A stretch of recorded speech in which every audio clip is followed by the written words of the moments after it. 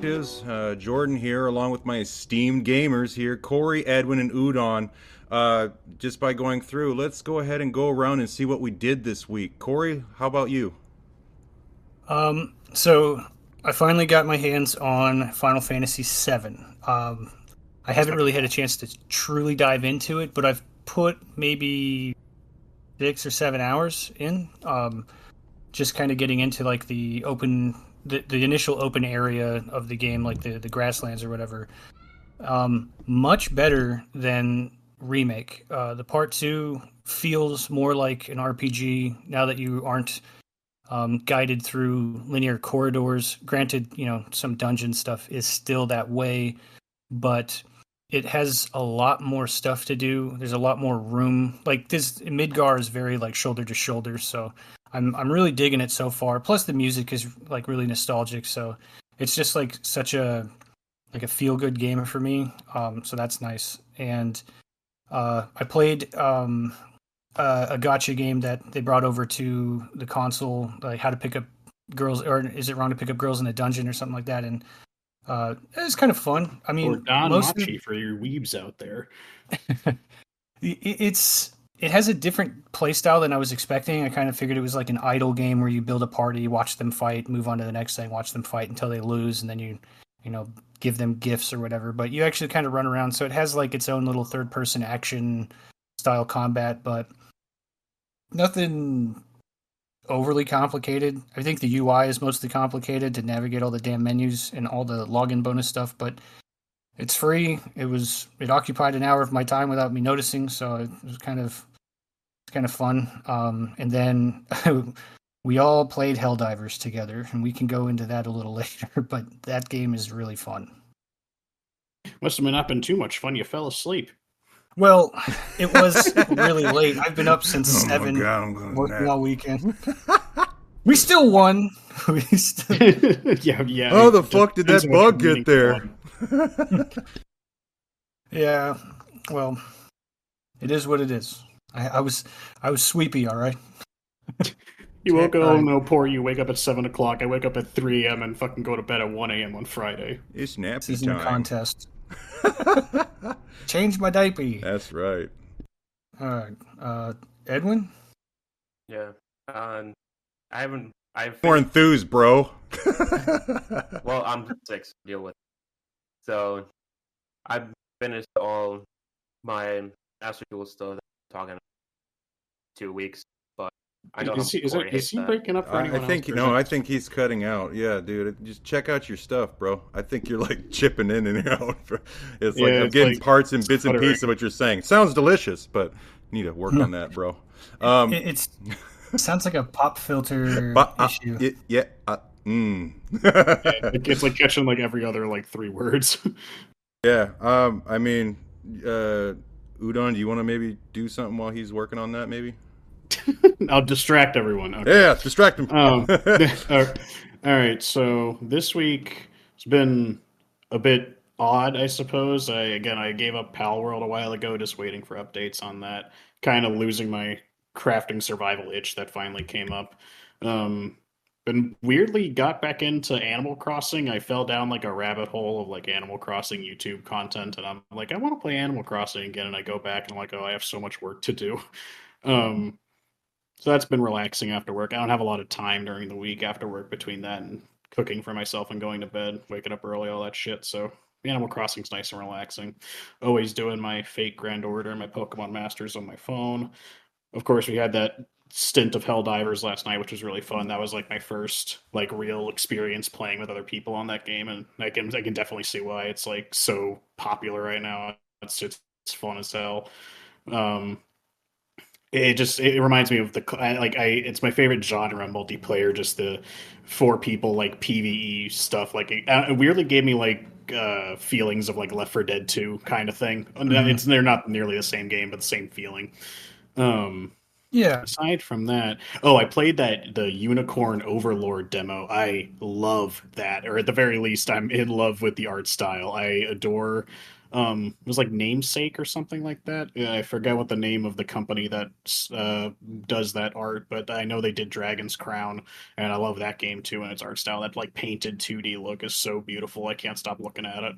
Gameplay was pretty decent. It was I thought of it like more automatic Fire Emblem almost. Like Fire Emblem, I feel like Yeah. is a bit more control, but that one is a bit more automatic. It was strange. I might pick it up at some point in the future, but as of right now, I'm just like adoring the art style. Fucking love it. Um, what else was there? Can't think of too much else. That's all I kind of remember for the last week. Yeah, not too much. Just kind of chillax and playing Animal Crossing. That's about it. Yeah, I like the follow up where you said you were playing Animal Crossing and you said, "God, I have so much work to do," and then follow that with, "It's so relaxing." Well, you know, that's like crafting games, right? I mean, it's like it's the difference between I have to go work at the office and sit here and play the turnip game this week and get fucked on the stock market crashing. Yeah. No, Yeah, Animal, you gotta Animal get some done. Crossing is really fun. I mean, it's super chill and it is kind of like, you know, neurotic, errands, but something about that game flow is just so soothing. I mean, it's the same thing with like any of these like crafting games, right? Especially like farmer, like Harvest Moon games. It's like I want to pretend to own a farm because it's not nearly as much work as actually growing real plants. Yeah. So you don't And it, view it as work, even though your brain's like this is work. It's not the same as like doing daily quests in like a live service game that feels like a chore. It's like it's technically a chore. It's like what am I doing? I'm talking to all my animal neighbors and terraforming the land and uprooting them from their houses and throwing them in wherever I want them and fucking shit like that. But it's just like, hey, I'm just sitting here playing my happy little animal game. Oh, I guess the other thing that I realized is that I went to my retro game store and picked up the original Final Fantasy VII, ironically, as the second half has come out, because when I said before when I played the demo, I was like, I think I would like the original better because I don't really care for this like action combat system. And I was at the store the other day getting some gifts for a friend, and I saw like a copy of it for the PS1 for like $30. I'm like, I'll grab that. And I also grabbed Metroid Prime for the GameCube because I was just being adventurous, building my collection. I've never actually played a Metroid game before, and I always hear people rave about Metroid Prime on the GameCube. So I was like, I'll try that out. That sounds fun. And then I got some amiibo cards for my Animal Crossing island. I was gonna hold it right to my mouth. So, but I finished all the Master Duel events that I was talking about before, and I was going to continue the DLC in Doom Eternal, but I decided to just go and play Resident Evil 4. It's one of my favorite games, and I haven't played in a while. So going from fast-paced demon slaying to slow horror zombie game is just very strange. And I completely forgot that there was a sneaking mechanic in that game. But besides that, I've played Helldivers with you guys for 2 hours, and that was pretty fun. That game is just uh, like a horde run of just robots and bugs. It's just really cool. I like the orbital strikes and things like that. So it just thought it was really cool. Yeah, you're like constantly doing stuff. That's the like I never even when you're just walking around, you're trying not to like step on mines or like exploding things. That's I like it because you're like always busy from the moment you drop in. It is kind of like a balancing act, though, because I will admit, probably the most fun mission we did last night was the mission where we were fighting the robots, but it felt like it was just like this unstoppable onslaught that just kept coming and coming and coming, and me and Jordan were stuck in one area fighting off like 7 fucking armies before you're able to actually like Yeah, move. yeah. And then then you reduce the difficulty and then sometimes it gets too easy, it's like it's almost a weird, it's like I want it to be hard. It's just one of those games where you want it to be really challenging because when there's not enough things being thrown at you, you start getting a little bit bored. You're like, I want to be just like throwing balls to the wall, thrown into the fire immediately. Yeah, you're never looking for combat. It's always finding you. That's I like that aspect because I don't really have any downtime, and when you do get any downtime, it's much needed because you're like, oh, I got to get a resupply, or I wandered off over to this thing to find a weapon and some like side quest stuff for the ship. So it's just fun. I mean, it's the most video game, if that makes any sense, in a while. Like the funniest thing that I had to deal with yesterday was the fact that like 8 chainsaw marauder robots just showed up like right outside our de-extraction, and I thought that was pretty BS because 2 of them just cornered me like next to a vending machine. I was like, oh, I can't do anything. I mean, I like that like random aspect to those kinds of games because again, it makes every game feel distinctly unique. Something like Deep Rock Galactic has the same thing between its procedurally generated like actual levels and the randomness of how the AI deals with like special spawns and stuff. It just makes every game the same. It's like the same reason you can play Left 4 Dead 2 forever, right? You'll play the same map, and while the map is static and doesn't change, your experience going through the map's going to change every time based on how the game director is fucking you over with spawns and different things and item placement and stuff. So I wonder, like, there's so many things too that people have yet to try. Now, I got to follow like more of the Helldivers like forum information stuff because it's got a pretty active community. But like, if we all had rockets, could we blow up a drop ship before it drops all the robots off? And the other thing is like the robot that has the flare, and you see him raise his hand. You're like, shoot him because he's going to call his friends. I like all of the mixture of like. Everything is so dynamic every time. Yeah, I was wondering about shooting down the dropship, but it was like, yeah, the orbital strike is be fast enough. Yeah. All right, Jordan. Well, I mean, on my side, I was doing the same damn thing as we all said. We were all playing the Helldivers. I've been digging it. I've been playing it since last time I discussed about that I got on the game. I've had a hard time putting it down. It's just been that constant battle that has just been overtaking every time that you jump in. And of course, getting everybody involved was so much more fun. You just had everybody there just screaming. There was stress. There was action. It was just constantly bad things were happening, but in a good way. It was just that you were having so much fun. There was really no matter what you did, you just felt like you were constantly in arms trying to use up every bit of ammo that you had to try to save you or your teammate from total destruction. It was just awesome. And I don't know what anybody else been doing, but me personally, like, just to make things much more fun, I'll just throw on some rock and roll in the background and some Spotify while I'm playing my game, and it just makes it so much more fun. You're just like, listen to AC/DC, just Back in Black, while you're just crashing down to the planet. It's just freaking sick.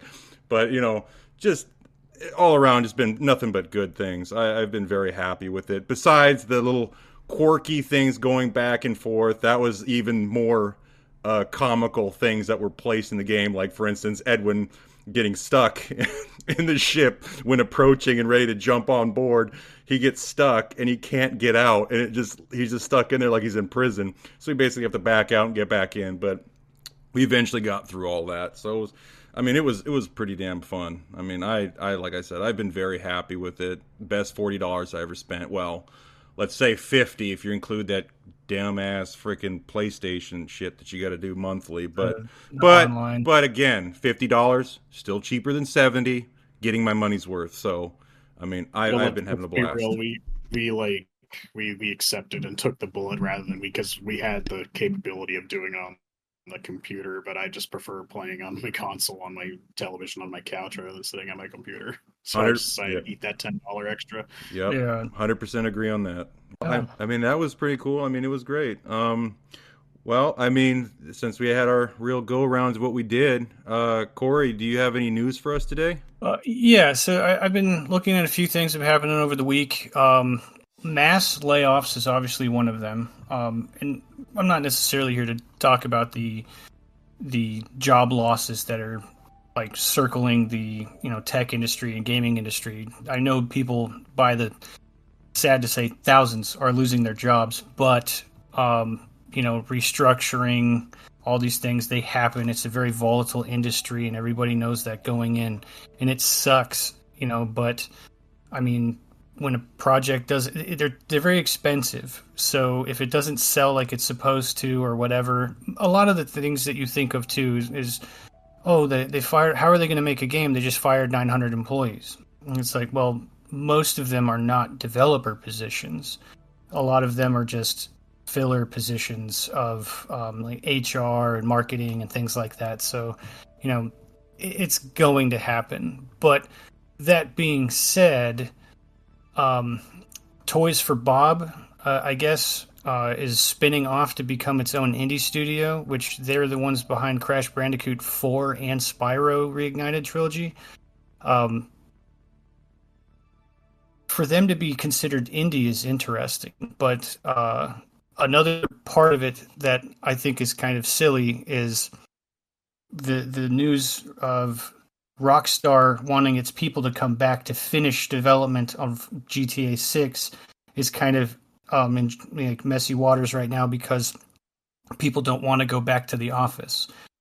But with the news of all the layoffs happening, I don't know if you'd want to be on that side of the argument, right? Like, I don't know what your thoughts on going back to the office to finish a game is, but I guess you could discuss about that if you'd like. I mean, they're just asking you to go back to work. It's like, to me, it's like, I don't obviously know what like the whole inside story is on everything.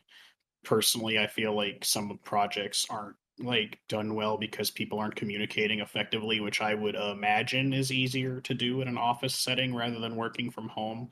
Like, the design team isn't talking to the coding team, talking to the art team, talking to the producers and stuff like that.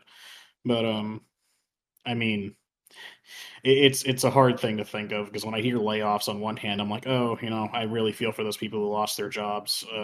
Part of the reason I decided not to get into that whole business, but at Yeah. the same time, it's like I'm like, who exactly lost their jobs? Because some of these shitty games, there's people to blame, and typically I do not blame the workers because it's usually the people cracking the whip that fuck shit up.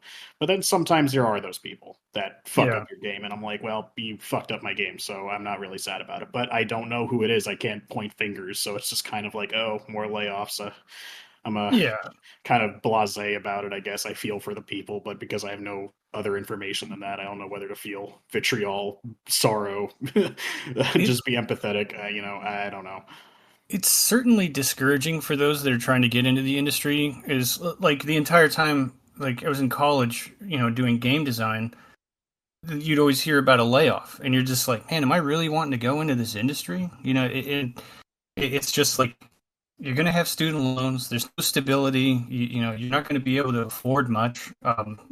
People aren't making. There were stories of people working at Activision that were sleeping in their cars, and it's just like, bro, you made it to the holy grail of places. At least at the time when I was a kid, people were looking at Warcraft and Starcraft and being like, I would love to work there. And they finally make it, and they're not even making enough money to like buy a house. It's Oh like, yeah, that was a huge inspiration for me when I was a youngin with stars in my eyes. I'm like, I want to work for Blizzard, and then I'm like, oh no, reality's cold and cruel and yeah. crushing. Like I'm like, I don't know, man. It's I mean, same. I love these people that deliver us good experiences and the suffering that they go through because I work long hours too. I'm typically working between 10 and 12-hour job shifts at 5 days a week, but like sleeping in your car, sleeping under your desk, like I think like Soccer High did shit like that. Like you just slept in the office working on Smash Brothers at the time. The people that kill themselves to make these things, like I feel for them. Yeah. And then at the end of all that effort, getting fired, like Yeah, the really. ultimate like, hey, kiss my ass. It's definitely unfortunate, and I can appreciate indies more because, like, in the sense of like, they're taking on these workloads actively and developing a product that's like really close to them, and they feel like they have more heart. Not saying that AAA games can't have like that, that feeling. It's just a lot of them recently are starting to feel more manufactured towards money printing machines versus like you know Eastbound, I believe is, or Eastward, I think is the game called. Like that game is so charming, it looks amazing, and like Helldivers, for example, is like a smaller team, it's cheaper, and it's just delivering on all aspects of entertainment value. And it's just the industry is at this weird fork in the road right now, I think, and they have to like decide. I would love for this design to turn it back into like a PS2, Xbox 360 era where people were just pumping out experiments or experimental games instead of just like, here's the 19th version of that thing you like. We've seen it happening lately. Like AAA stuff is just taking like L after L after L. Yeah. Like the last AAA game I think that came out that people cared about was Baldur's Gate 3, right? That was like the last like really high profile, high budget game that people responded really positively to. And then obviously we keep bringing it up, but we have Pal World now. We have Helldivers, these cheaper games from smaller studios delivering what people like actually want in a game. It's It's I've already lost most of my trust in AAA companies. It's just like it's all corporate now. It's all soulless. Like I haven't really felt anything good come out of. Like I said, I was a Blizzard fanboy at a time, and now I like actively hate them. Hate everything they do because it's just so horrible now. Yeah, and it's a lot of the like original devs too broke off to go do their own thing. Okay, so then here's another part that kind of is tailored to this industry shakeup that's happening. But has anybody heard of a company called Sweet Baby Inc.? Hell no. I mean, I've heard the name, but I haven't looked into it. Sounds like a strip club. Well, you're not necessarily wrong. That's a really weird name for what it is that they do. But apparently it's kind of related to Gamergate stuff. Well, not completely, but that's its own topic. I don't want to get into the long-windedness of that shit show, but so there's this company that's going around and getting involved with games, trying to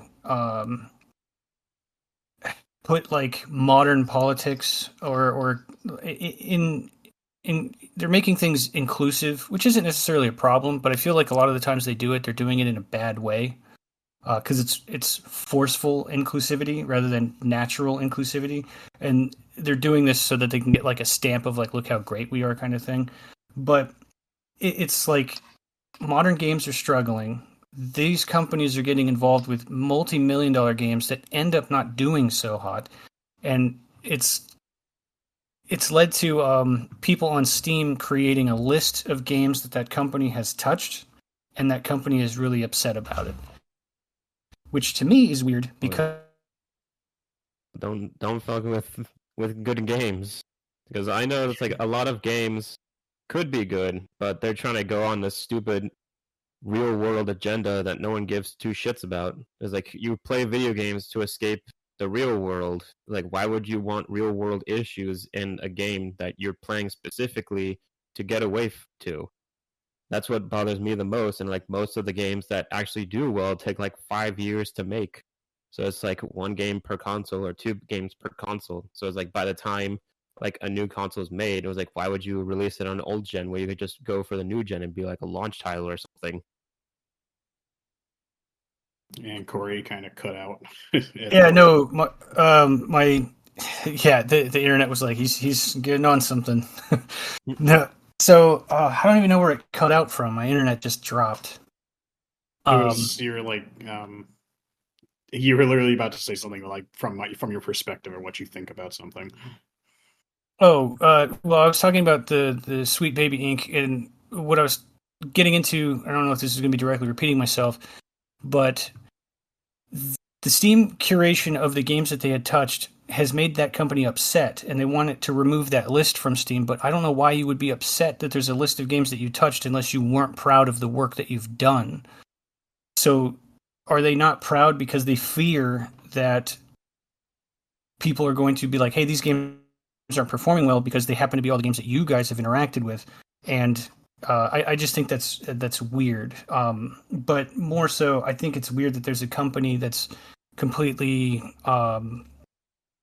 like built around interjecting Western politics into video games. And that being said, I did pre-order and fully pay off Stellar Blade, which I know that game is going to sell very well. But that is a game that's pissing everybody off because, insert attractive main character here.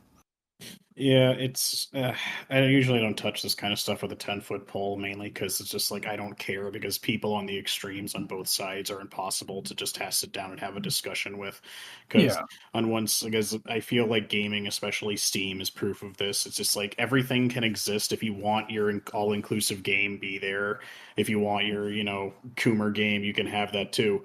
But it's like, it's a hard thing to talk about. I haven't really like measured my thoughts out on everything, but again, I'm yeah, actually in like heavy agreements with Edwin here. I'm very much in the same mindset of just like I play video games to escape the world. Why are you dragging all this shit into my games? Or yeah, we don't have to get super into it, but it also affected anime as well. Localizer, that's a whole different discussion. But dragging all this crap into this stuff that I care about, which most of that stuff that you're dragging in, people aren't like consuming this content anyways. You just feel like it needs to be here because you feel like there's a lack of it.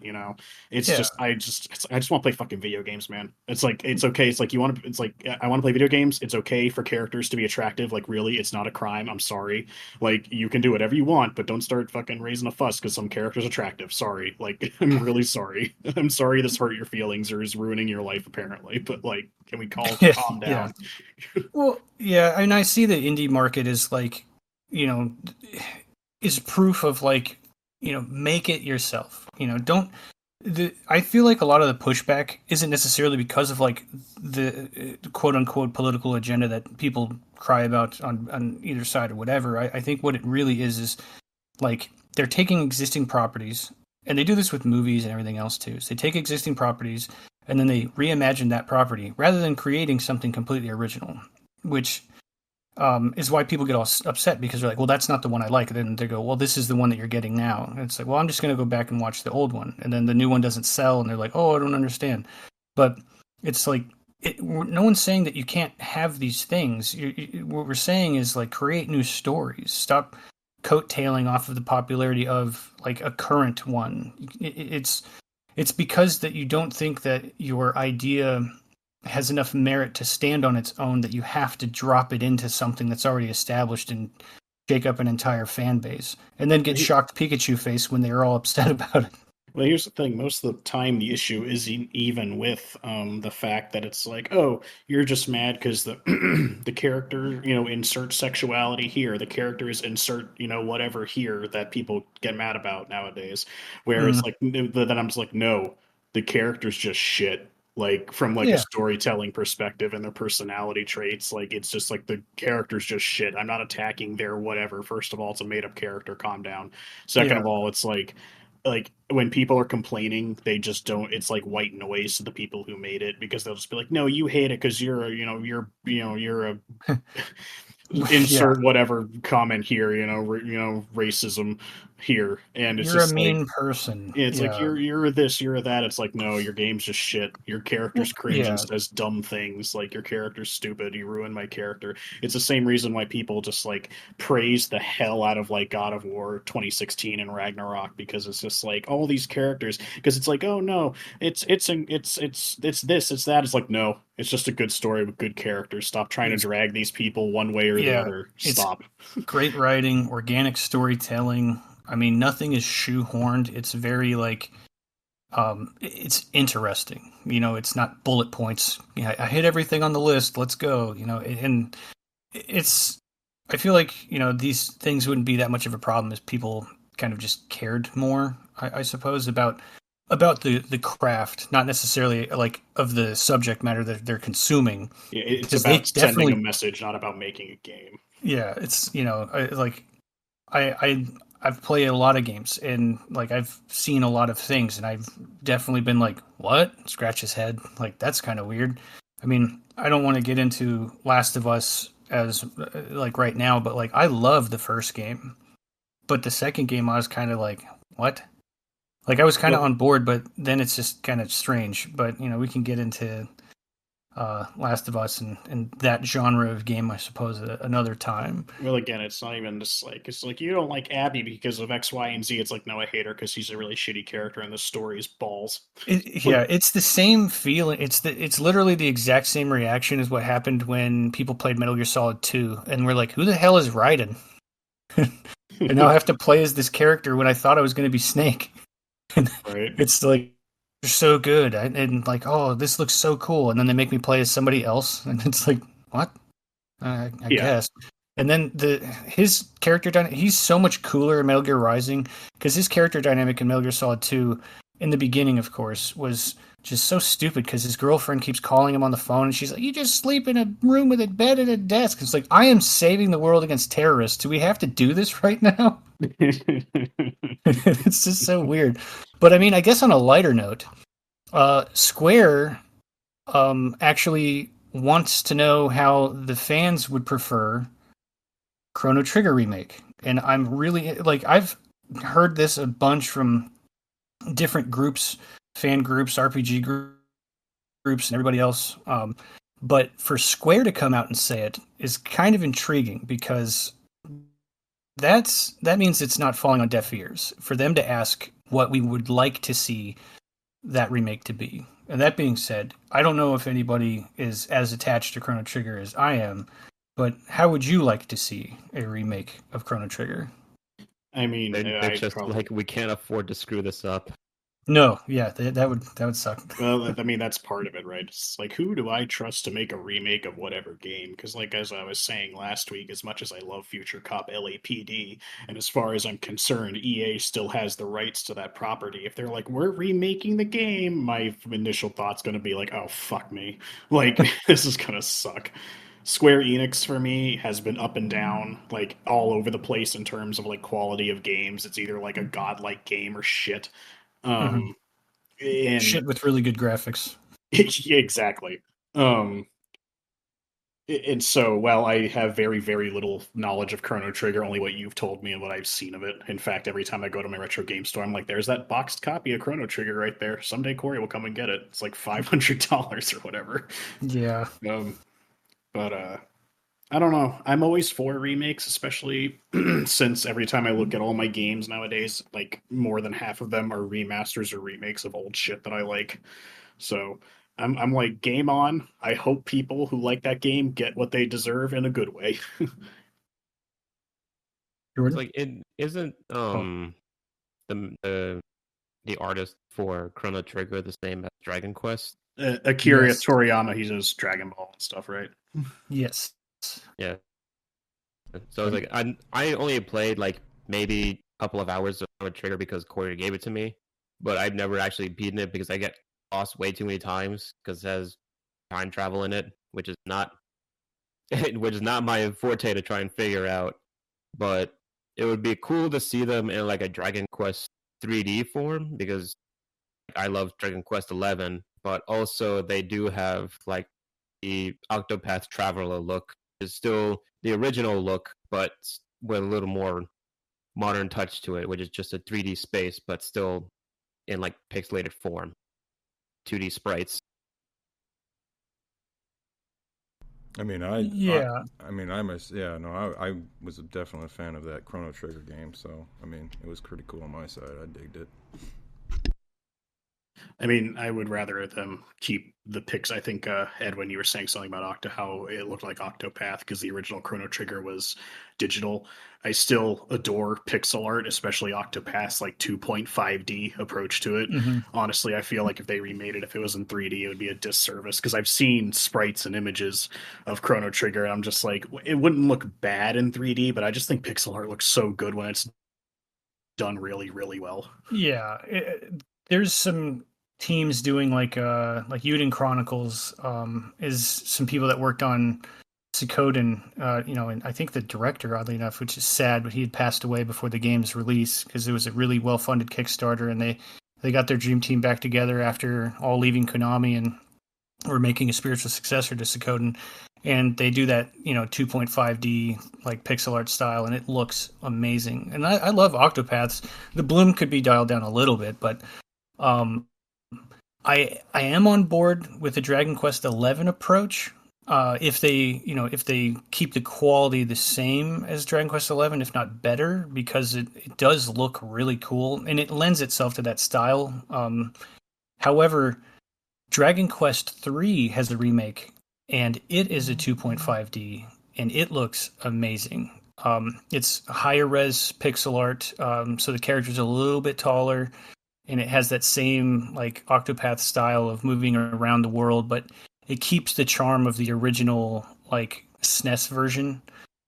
So I think the 2.5D of the Dragon Quest game would be really awesome. Because And if they draw it like in high res sprites or like it does have a chance to just look strange. And I see um, like you think of, I don't think they would do Pokemon like a poor Pokemon style like update, but sad. I know what shitty 3D RPGs could look like, and Yeah. it would be so bad for that game to just get that, you know? Yeah, that's how I felt about they remade Harvest Moon, Friends of Mineral Town, not too long ago, and of course they changed it to Story of Seasons because of rights issues. But that game looks like the cheapest piece of shit I've ever seen in my life. I don't really have a lot of. I love Harvest Moon and I love Story of Seasons. I'm a big like farming game guy.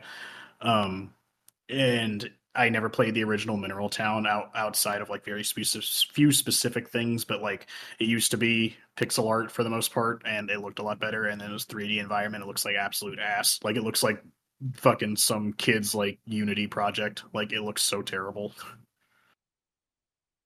Oh, jeez. Yeah. And But I know it's not pixel art, but that was also the reason I really like the Unicorn Overlord art style because while it's not pixel art, it was the painted 2D thing yeah. with like 3D effects. I love it so much.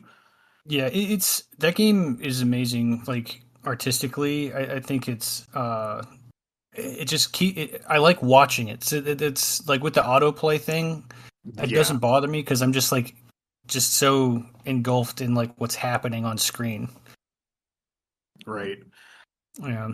I believe they also did a game called Odin Sphere, which was one of the last games on PS2 in that same kind of painting style, but it's more of like a side scroller or action game.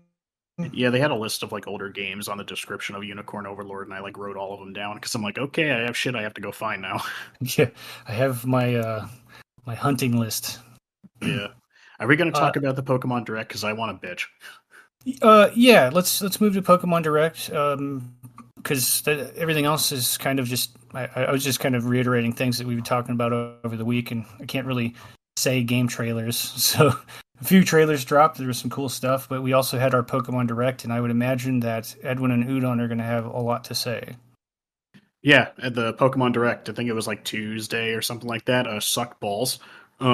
It was fucking worthless, and the only thing that they announced that's worth a damn, like, completely like throws everything in the face of like what we were expecting. Granted, I'm usually an advocate for just like, well, you only expected it. They didn't say they were gonna do it. It's like, yeah, but I was basing it off of like what they've been doing up to this point. Then they just fucking, it's like I was following a trail they let out for me. Then someone stepped out of the fucking alleyway and hit me in the head with a fucking baseball bat. And it's like, you didn't expect that, did you? It's like, no, I didn't. Just don't know what you want. I But don't know if anyone the expected that. I mean, the short version is that it was a direct. More than half of it was just updates on all their mobile games because that's the only thing that anyone gives a fuck about anymore because no one cares about Scarlet and Violet. Um, Yeah, that died off quick. yeah, well, I mean, at the first they're like, "Hey, Terror Raids." I'm like, "Yay, no one gives a fuck." Then they were like, "Yeah, Yeah. Pokemon Sleep, no one cares." Pokemon Masters, which is the only one that I care about because I play it every day.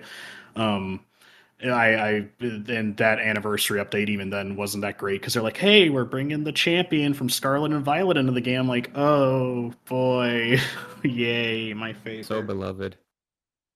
Yeah, and then they talk about Pokemon Sleep and Pokemon Cafe Remix, which is all right. It's a fine puzzle game. It's just kind of really shallow. I don't know. I think it's fine. It's not a Am I assuming that's actual cafe we're talking here for that? No, the game. Oh, okay. and There's it's so much it's damn Pokemon titles for Pokemon. They just make up shit as they go, I guess. it's Pokemon Cafe Remix. So like it's a puzzle game and you run a cafe with Pokemon. It's kind of like it's their take of Match 3, even though it's not Match 3, but it's like match all these things together and make them disappear in a certain amount of moves. But Wow. then they had what was it? Oh yeah, now their third attempt at making a TCG mobile app, which this one looks like it might do well because they had the original one which got shut down, which I played, which was really fun. I liked it. Then they had this updated version which I didn't touch because people were saying it was shit. And now they're making another one that is being made by the same people who make the Pokemon Masters mobile game, which makes me feel like it has some kind of hope because, like I said, that's the only mobile game I care about from Pokemon, and because it actually feels like the people who make it give a fuck. Um, so that is happening, even though I didn't like in the trailer that they were mainly focused on like opening packs because they're like consume product, get excited for next product. Also, you can battle, but we're not talking about that. That was kind of fucked up. But as long as they still keep that thing where you can like buy a physical pack and put the code in and get another pack in the mobile app, I think I loved that system. It was so cool. But I'm like Yeah. halfway excited for it. It's kind of fucked up that it's their third try at this because I don't know how understand how you keep fucking up. Blizzard had it first out of the park. I mean, I know Yu-Gi-Oh also has multiple apps and people are up and down on them too, but I'm just like, this should be easy, guys. It's card game on mobile. Like it's so easy. And it's not complicated. It's not that complicated of a card game, too. I mean, Yu-Gi-Oh is super complex when it comes to like the newer meta, but like Pokemon has, there's nothing like they don't introduce any weird new ways to play the game as much. I mean, honestly, for people who understand Magic: The Gathering, picture that, but in super super watered down version of it, and the only purpose is to fight monsters and one at a time. That's pretty much what Pokemon card game is. It's really fast. I like it. I like it because it's simple and fast. But that was also kind of a side note. And then you got the big news, which it's just a teaser trailer, so nothing exactly was announced about the game. Is that they basically show like a blueprints of Lumino City, being like it's a place of people in Pokemon, the best city in the world, blah blah blah blah blah. And it shows Lumino City, which those Poke nerds will know is the main city from X and Y, based in the France region.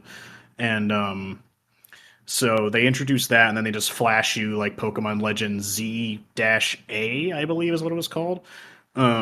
So it's Yeah. not a mainstream game; it's another Pokemon Legends game, in the same vein as Arceus.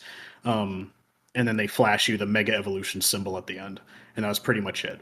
And why I think this is really annoying is because how they've been going at this point. It's like remake.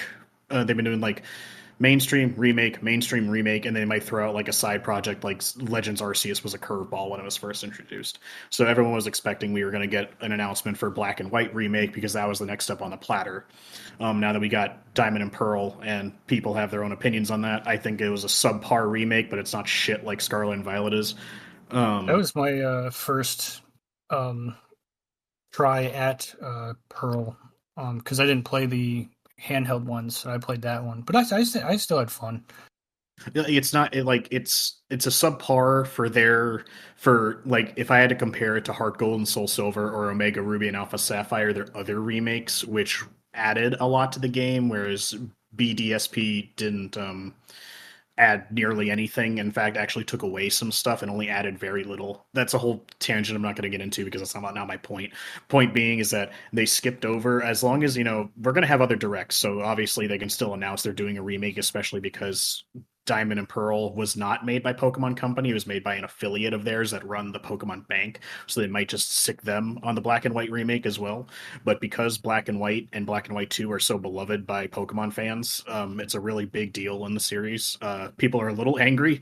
Some people are excited. Let them be excited. I just think X and Y was a really boring region and really broken and easy in terms of gameplay.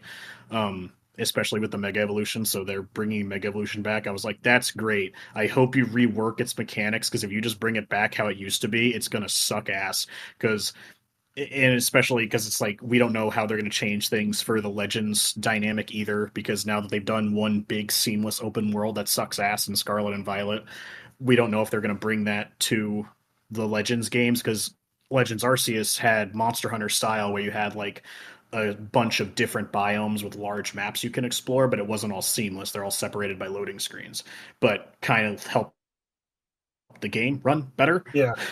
because it runs better than Scarlet and Violet. Um, so I am more than concerned about its development, how it's going to look. Obviously, won't know anything until they decide to actually release details on it. But Yeah. the short end of it is just like mad that there's no announcement for a Black and White remake, and this is what we got instead, essentially. The other Legends side of it, Arceus, well, Legends Arceus was a pretty good game, but like they did it's weird because I don't know if it's gonna be like in the same time period. Is it be like a little bit further in the future? Yeah, that was the other Because thing. People were speculating whether or not it, because Arceus was obviously way in the back, but how the teaser trailer presented some things, I guess people are speculating that it might be a far future Arceus game, especially, or Legends game, especially because um, the big selling point is not Zekrom, fuck, Zygarde. Zygarde. There we go. Um, Cat, go away. Zygarde is like a digital Pokemon. Like he's not like a god or anything, but he's made of like little digital like pixel looking things. So He's I a don't know. Digimon. Kinda. But But but I mean, freaking Zygarde has one of the coolest evolutions because he just turns into a Dragon Gundam, which I really wanted to play more with because the only way you could play it originally is if it had a specific ability, and that was pretty much the only way you could play it as. But it's like in Legends Arceus, are they like removing or are they going to add more things? Because they still had like the tough attack, swift attack.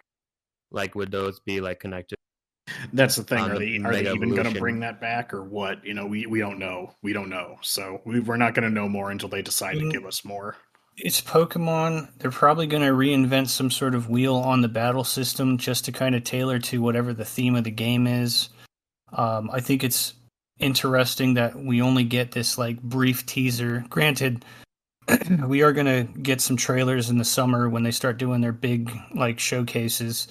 But this game is slotted for 2025, and the rumor, or at least what I've been seeing, the speculation is that it might be a launch title for the Switch 2. That is, if the Switch doesn't come out at the end of this year, which it might, but kind of hard I feel like we pressed would have given seen the announcements software for that it would by need to now. come with it. Hope that they learn from their mistakes on this deal with them and Power World. I also hope to God that they test their shit before they send it out to be sure that the damn thing works and it doesn't become a piece of shit, like by what I'm hearing from everybody. That's probably what they're gonna do. Is like Legends AZ or ZA is probably just like a test of Zaza. for like another main title that they're working. Because it's kind of like what they did with the Wii U, where it's just like, hey, this is gonna be like a prototype for the Switch. I'm just baffled by it. I mean, you're a multi-billion-dollar company that's been thriving on the people for money. Why the hell would you just throw something out so quickly and not test the product to be sure if it wasn't going to be a faulty piece of shit? I mean, that's Power World's been just basically running things, and they just started. This is a multi-billion-dollar company that's been around a while. They should have this shit on lock, or at least have a bunch of people to talk to discuss. Is this shit actually worth pushing out? If not, fucking hold it back and make sure it works. Hi, Like, Jordan. Welcome to modern gaming. Yeah, well, Pokemon has been so lazy because they're like, nah, we'll just, whatever, throw blank in it and turn him. His evolution is he plays guitar. And you're like, oh, cool, Yeah. I'll eat both of those versions up. Nom, nom, nom, nom, nom. Drum solo. It's like, I think honestly, it's like I don't. less that the actual Pokemon design is weak. Because like I don't hate any of the Pokemon from Scarlet and Violet. I think they're kind of unmemorable, but it's just the game doesn't fucking work, and it just runs like ass. That is like the biggest problem. Is that just runs like complete ass. It's I don't know but if their QA the QA comb over of that game was not that great. I mean, numerous times when you get in battle in like the town outside the school, you got people just walking through, and like it felt so. The game was so large but so empty, and it wasn't even if they compacted the area, it would still be empty because there just wasn't a lot of stuff like the outfit shopping and all that jazz. But I mean, to avoid a heavy Pokemon rant, I don't know if it needs to come out next year. If they need time to kind of like polish it. I mean, just make a demo at least and get an overall feedback of everybody giving it a try. Because I know that Pokemon is not one to drop demos, but I mean, Legends Z is going to be a big deal because, granted, I mean, they made a bunch of money from Scarlet and Violet because people just go and buy Pokemon. So it's like, even if they don't try, they're still going to make a bunch of money. Then everyone's going to be like, hey, where's the game? well, I mean, I don't know though because remember when we had the trivia last time. According to Jordan, Sword and Shield made more money than Scarlet and Violet, and I think a big part of that is that Sword and Shield, even though me and Edwin both like that game, and I think a lot of people do, especially now that they've seen Scarlet and Violet, they turn around and be like, perhaps I treated you too harshly. But it's Yeah, that when that no. game came out, had a lot of controversy about it, and people didn't like it. So when Scarlet and Violet came out, those people who didn't like Sword and Shield, fell off the boat. So even though it did make a lot of money, don't get me wrong, but if your predecessor, it's the same. It's like weird analogy, but it's the same reason why The Force Awakens made more money than The Last Jedi, and that made more money than uh, fuck, Fallen what Order. was the last? What was the last one? I don't know. Fuck it, I don't care. Those movies suck ass. But the last Disney Star Wars, like it was Oh, you're talking about the declining movies. returns. Yeah, yeah, Yeah, but the declining Rise of the returns Skywalker. essentially. But because people watched Force Awakens and was like, oh no, and then they watched The Last Jedi and was like, oh fuck this noise, and Yeah, I so haven't you even Just saw like seen the the two. third Marvel one. movies, same thing. Everybody's afraid to watch that shit now. I mean, I am at least. Yeah, I've Well, been it's burned also by too like many. it's like even the prequels of Star Wars, all three of those movies made like at least the same amount of money, or I think Revenge of the Sith actually made more money because the other people were liking those movies despite their numerous problems. But it wasn't like the Disney trilogy. When people smell blood in the water, they're either gonna, they're biting or fucking off.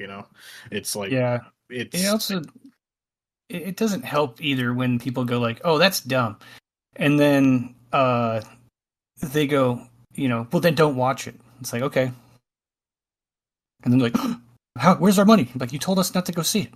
yeah, it's like I'm We, just doing we what you told our said. friends not to go see it, so that just went down the Yeah, we line. were all And going now to go everybody's together. not going to go see it. That, or instead of us spending, buying 10 seats in a theater and getting popcorn and all that jazz, it's just like, well, I have Disney Plus, so why don't you all come over and we'll just watch it at my house?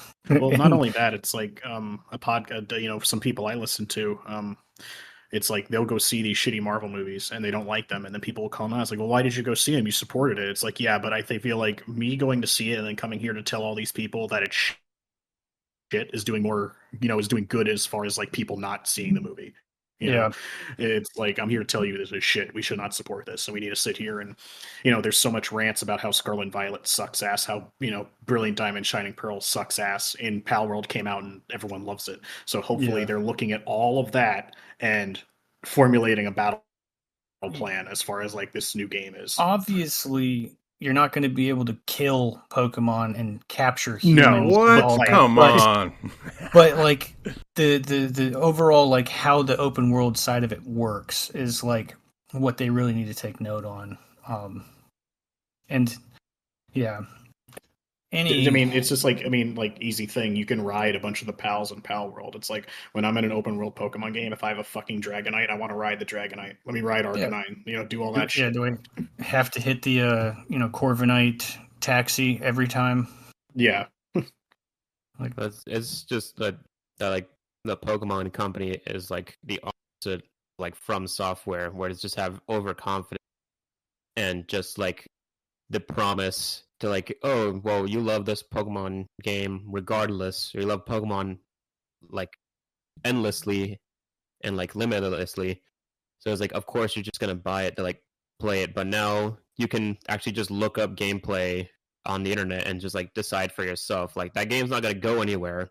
It's definitely not gonna drop in price. So it's like there's no point in like just buying it on launch. You might as well just like take the time to like look at gameplay online and all that. But it's weird that like Nintendo, I guess a Pokemon company, since they're two different companies, there's like they pulled a Sega, and then because apparently in some older Sega games, the rule was if there's a bug that doesn't stop the player from progressing to the game, it should not be considered a bug because it doesn't stop the player from playing through the game. It's just a minor issue on the side that doesn't really like do anything. Like all those visual issues in Pokemon Scarlet and Violet, it was like you can live with that. I live with it because I beat the whole game regardless. So it's just like they're just a straight up overconfidence in their games that they no longer have a standard. Meanwhile, From Software, it's just like, yeah, we have the overconfidence, or I guess just straight up confidence because we set a standard no matter what. good kind of segue because didn't the Elden Ring DLC trailer drop or the announcement drop this week, or was that during last weekend? I don't remember. I think that was last week. um, It was a little late in the last week, but I am excited for it. Shadow of the Erd Tree. I'm not going to pre-order the $250 statue though. As much as I think the statue's super cool. So just question on my part. I haven't, and I obviously know there's gonna be a lot of people pissed at me. I have never played it. I know I played the third Dark, what was it, Dark Souls 3, right? Is that the right title? Yeah. Okay, I played that. Obviously, it was hard as shit for me. I actually gave up halfway in. After I heard about Elden Rings, I didn't know really where to go from there, just because I should have asked more questions on it. But I didn't like the fact that when I was playing the Dark Souls 3, and I know that they have their point of making it difficult and just pisses you off beyond all reason, but I just didn't like the fact that I couldn't really bring somebody in for a permanent amount of time. Obviously, if they died too many times, and they were basically out permanently. And I just did not know if that was the same case with Elden Rings Online. Is that something like you got a team that you can run with, and if they get killed, they can continuously keep coming back, and it's not permanently impacted? I don't know much about that. So when you can bring someone in, it's only if the boss in that area isn't dead, and they're only. So when you bring someone in, it has to be in a specific area. The game will tell you, but you can only walk around that dungeon, that land, that very like castle, whatever. It's just in that very specific area, and while you're playing with that person, you can't leave that area till you both either die or the boss is beaten. But once the boss is beaten, summon anyone because there's not really any objective in that area anymore. And is this in regards to Elden Ring Online, or is this Dark Souls 3? It's Elden both. Ring. Yeah, it's the same exact multiplayer system essentially. Oh. It's kind of that's kind of what I thought Lord of the Fallen was doing, and we'll probably go into a Souls conversation at another time. But Lords of the Fallen has a permanent like bring your friend, and then you guys can just wail on shit together, and it's really fun. I played it with my buddy for I think like 2 hours, and we were fighting bosses. And even if you die, they don't like go back and you have to resummon them. Like they're just waiting for you. I think they spawn back with you if like the host dies or something. But it's really cool to just go to the like the bonfire, basically like the equivalent of a bonfire, and then like match make with your friend, and then he shows up, and then you guys just run around, that's kind of neat. And then if they die, they're watching your screen, and you have to go back to the bonfire to resurrect them, so that you don't have to do like a network thing again and do the whole I rang my bell and dropped the sign and blah blah blah. So Lords of the Fallen 2 did good with that. But we have anything else to talk about? Because I don't know how we're doing on time. We haven't moved into MMOs, so we have anything else, any other big news that we wanted to touch on before we moved on? I mean, I don't got anything else. So I was actually going to say, speaking of online. Okay, there we go. There's a segue. Yeah. All right. And then, so let's do that. Let's talk about some online experiences here with some MMOs. Jordan, would you like to go first? Yeah, sure. Well, I mean, before we even get to that point, it was that we got jumping on to MMOs specifically. I wanted to bring up our polls from Spotify that we had gone. So the question that we had was, what is your favorite massive multiplayer online game? 1 was World of Warcraft, 2 Final Fantasy XIV, 3 RuneScape, 4 Guild Wars 2, and 5 Elder Scrolls Online. Winner was World of Warcraft. Pretty crazy. To no one's surprise. Yeah, no surprise. Whoopee. A game that's been running for 20 years. Yeah. Get your shit together, guys. I literally played it for a little bit, not too much. I do have a bit of a taste on it since I played it way back in the day. It was pretty cool. It definitely had your horde, and then you had the good guys. Obviously, ended up playing different parts of it. I mean, me and Corey, we played that a while ago, back in the day. Very old PCs. But yeah. Well, that was actually like a plus on it, because I remember like looking up like documentaries and stuff on WoW, or like retrospectives, and that was actually one of its strengths, is the fact that it could run on potatoes, right? It was like, because it just had more reach because of that. Yeah. That was the first time I had to buy a graphics card, though, so I had like the most potato. I did have to upgrade just to play it, but yeah. It was funny, like literally, I still remember to this day. was up in Corey's house in his dad's computer room, and we basically had some sort of like setup deal where we had one piece of a PC on the floor with the monitor, and then one sitting up at the desk that you milk normally crate had. or something. Yeah, so we were just like, I don't care how the hell this is, it's going to work. We're going to make this shit work. So we got it, and we started playing it, obviously, for quite some time. With most MMOs in general, it does tend to take your life away. So it was like, stop with the injections in the wrist kind of thing, cut it off. Try to get back to my normal life because it was strangely addicting. We went through many different sorts of changes with characters. I played, obviously it's been a long ass time, so I can't really remember, but it was like a giant bull looking dude. Yeah, you played a Tauren, played Horde. Correct. I played that, and then I was like, hey, tired of being the good guy. Let's be a bad guy. So I went with the Horde, and I was like I believe it was like a mage or something with the. You probably picked Druid. It was Druid. probably Druid because old Taurens couldn't be anything. I think the only spellcast they could be was priests and druids. Yeah, I didn't have, and that was kind of my fault. I've always played as the big, bulky, badass, big guy, the tank or something, if you would call him that. Tried to play that for a while. Obviously, got bored with just not being able to cast shit, and I was like, I'm gonna try something else. So let's do it the druid side of things on the necromancer side, the dark, evil-looking monster zombies, and was running shit with that, and I actually enjoyed that a lot more. I don't remember Corey, what did you play as? Do you remember? I was a rogue, I think Blood Elf, just because. It's a like really light skinned elf, usually with blonde hair with green eyes. Yeah, starting at the tree. No, tree. If you're at a tree, you're a night elf. That's Alliance. That's purple skin with like bluer eyes. Yeah. Okay. If you can't tell, I really like this game.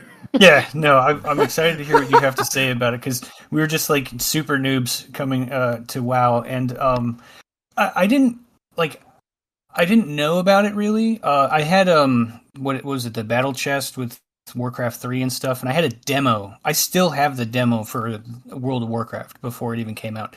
And the fact that me and Jordan were playing this on 2004 internet in the same house, it was nice to see it running. I played it on a fucking airplane. Like, we had some lag, and the one memory I have from it that's really funny is a bear. I think they're thistle bears or something. And, there's so many bears in the world that I couldn't tell you what the fuck you were fighting. We made it to like the first major town, and I was just screaming to everybody to help me because this bear aggroed me and chased me into the middle of town.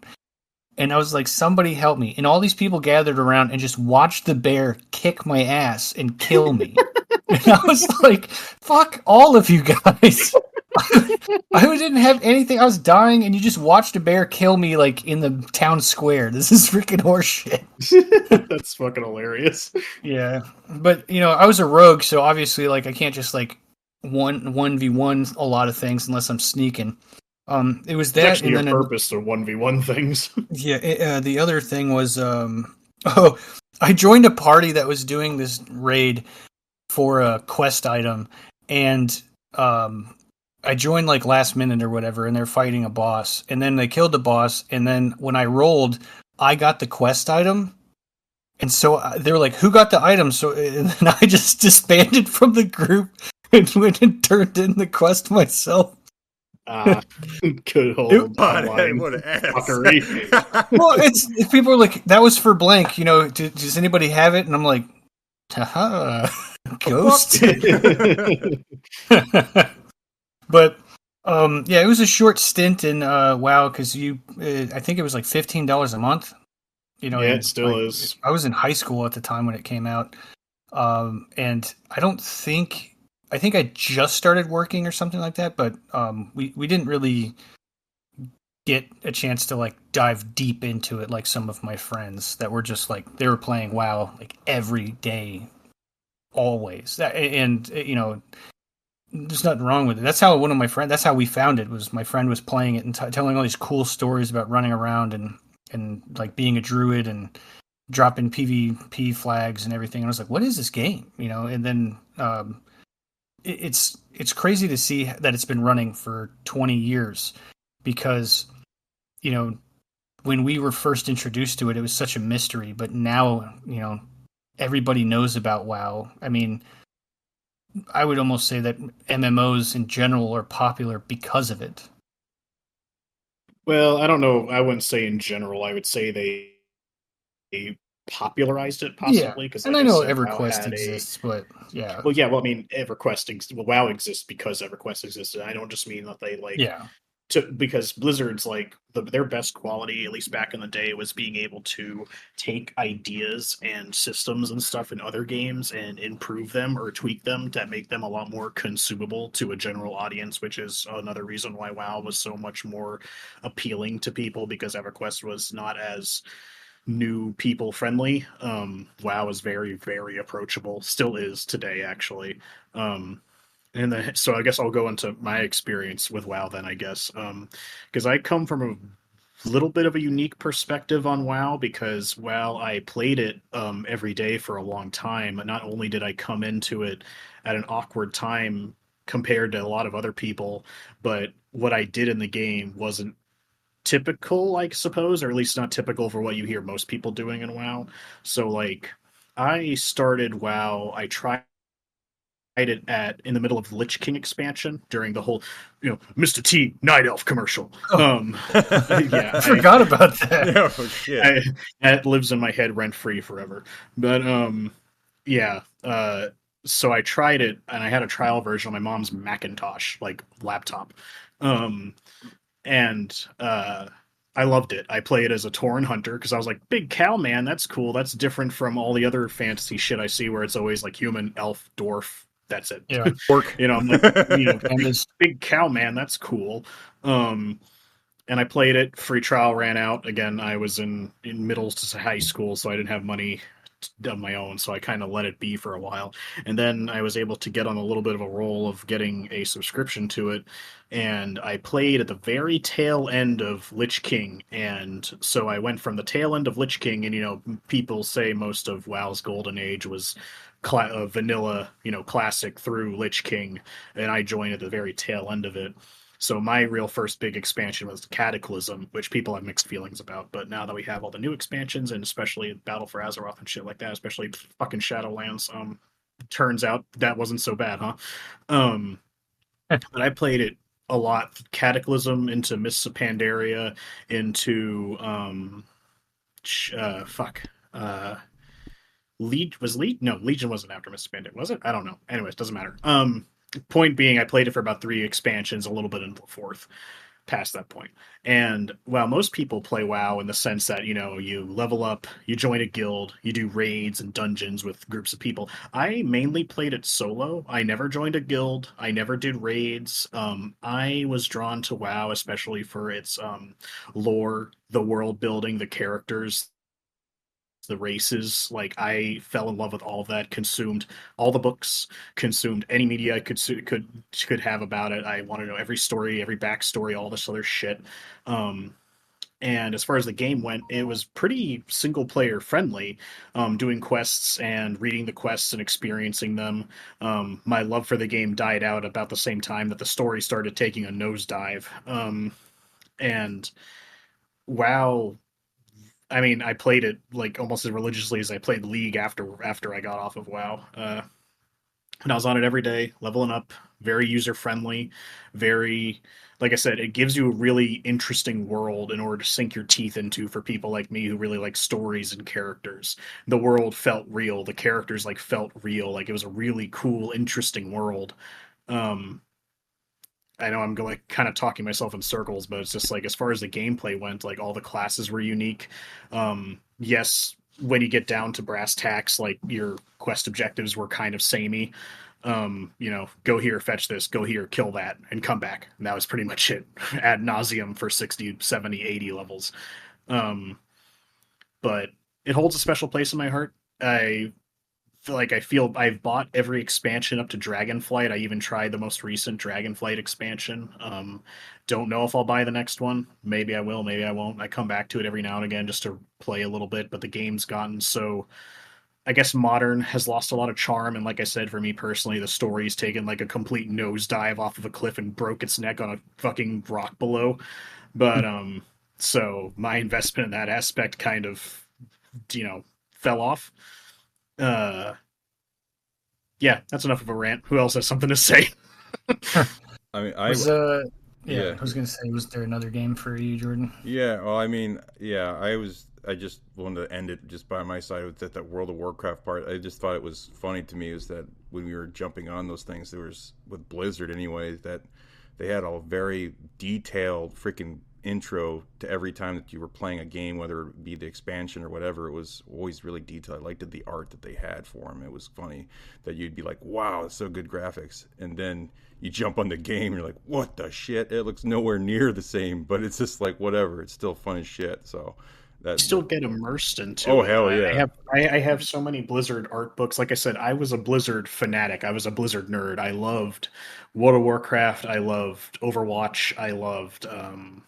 I'll be honest. I actually don't have a lot of love just for. I almost said Starfield.